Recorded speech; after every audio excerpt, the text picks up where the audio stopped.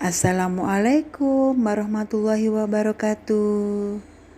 Apa kabar teman-teman semua? Tetap semangat ya. Tidak terasa kalian sudah belajar di rumah selama 3 minggu lebih ya.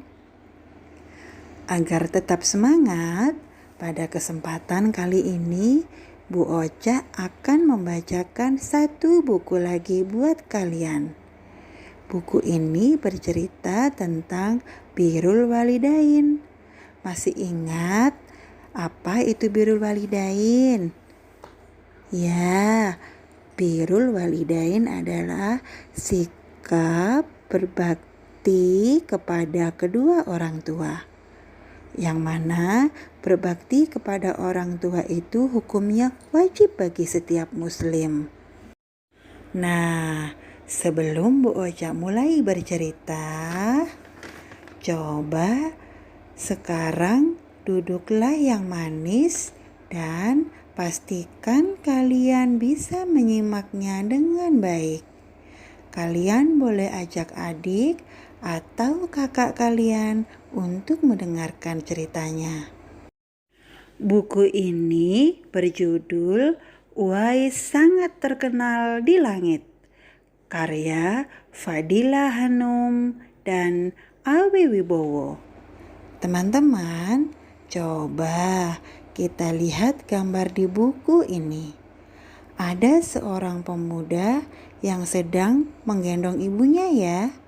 Kira-kira siapakah pemuda itu? Mari kita cari tahu bersama-sama. Sebelum kita mulai, mari bersama-sama kita membaca basmalah. Bismillahirrohmanirrohim. Di pinggiran negeri Yaman, tinggallah seorang pengembala domba bernama Uwais Al-Qarni. Uwais adalah seorang fakir miskin. Ia seorang anak yatim. Ayahnya sudah lama meninggal dunia. Ia terkena penyakit kulit belang-belang di sekujur tubuhnya, sehingga orang-orang sering sekali mengejeknya. Uwais tinggal bersama ibunya yang sudah tua, lumpuh, dan sakit-sakitan. Uwais sangat sayang kepada sang ibu. Ia merawat ibunya dengan penuh kesabaran. Suatu hari, Ibu Uwais berkata, "Anakku, ibu ingin sekali menunaikan ibadah haji." Uwais terharu. Ia ingin sekali mengabulkannya, namun bagaimana caranya? Karena jarak Yaman ke Makkah jauh sekali. Lalu, dengan apa ibu berangkat haji dalam keadaan kakinya yang lumpuh? Gumam Uwais. Uwais berniat menggendong sang ibu untuk berhaji ke Mekah. Oleh karena itu, tubuhnya harus kuat. Setiap hari Uwais berlatih menggendong lembu, hingga orang-orang mengiranya Uwais sudah tidak waras. Akhirnya tibalah waktunya. Uwais menggendong ibunya berangkat haji dari Yaman ke Mekah. Ibu Uwais terharu dan bercucuran air mata. Akhirnya ia dapat melihat Ka'bah. Di hadapan Ka'bah, Uwais berdoa, "Ya Allah, ampuni semua dosa ibu." "Bagaimana dengan dosamu?" tanya ibunya heran. "Dengan terampuninya dosa ibu, maka ibu akan masuk surga. Cukuplah ridho dari ibu yang akan membawaku ke surga," jawab Uwais mantap. Sepulang dari Ka'bah, Uwais seketika sembuh dari penyakit kulitnya. Hanya tertinggal satu bulatan putih di telapak tangannya. Uwais ingin sekali bertemu dengan Rasulullah di Madinah. Namun, ia juga tidak bisa meninggalkan ibunya dalam waktu yang lama.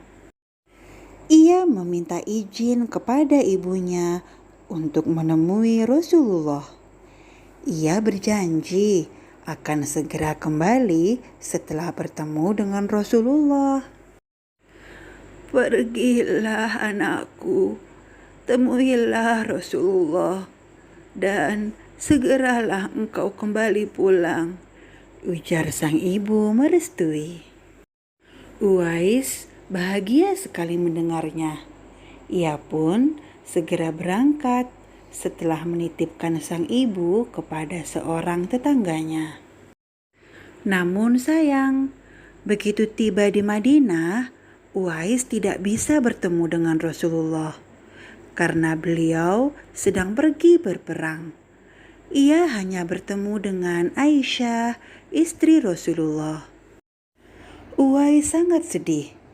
Ia sebenarnya ingin menunggu Rasulullah, namun ia juga tidak bisa berlama-lama meninggalkan ibunya.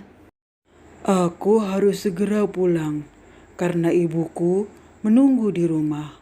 Sampaikan salamku untuk Rasulullah ya Ummul Mukminin," ujar Uwais kepada Aisyah. Ia pun pulang ke Yaman dengan hati yang sedih. Beberapa hari kemudian, Rasulullah pulang dari medan perang. Beliau bertanya kepada Aisyah istrinya, apakah ada seseorang yang mencarinya?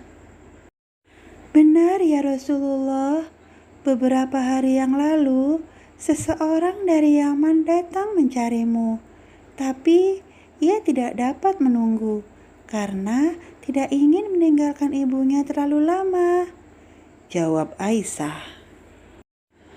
"Kalau kalian ingin berjumpa dengannya, perhatikanlah, ia mempunyai tanda putih di telapak tangannya," ujar Rasulullah kepada para sahabat suatu hari.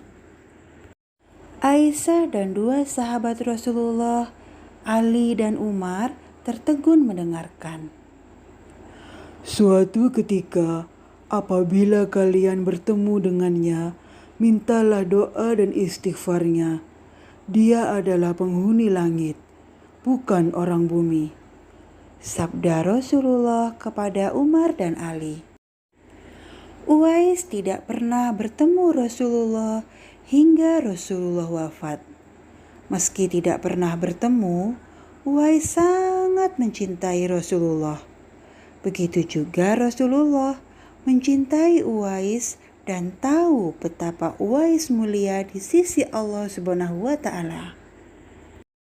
Berpuluh tahun kemudian, Uwais meninggal dunia.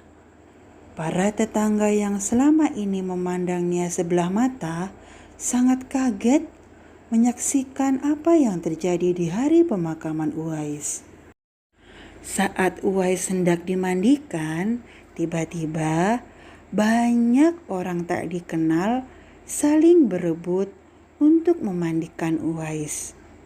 Orang-orang tak dikenal itu berduyun-duyun datang, mensolatkan dan mengantarkan Uwais ke kuburnya.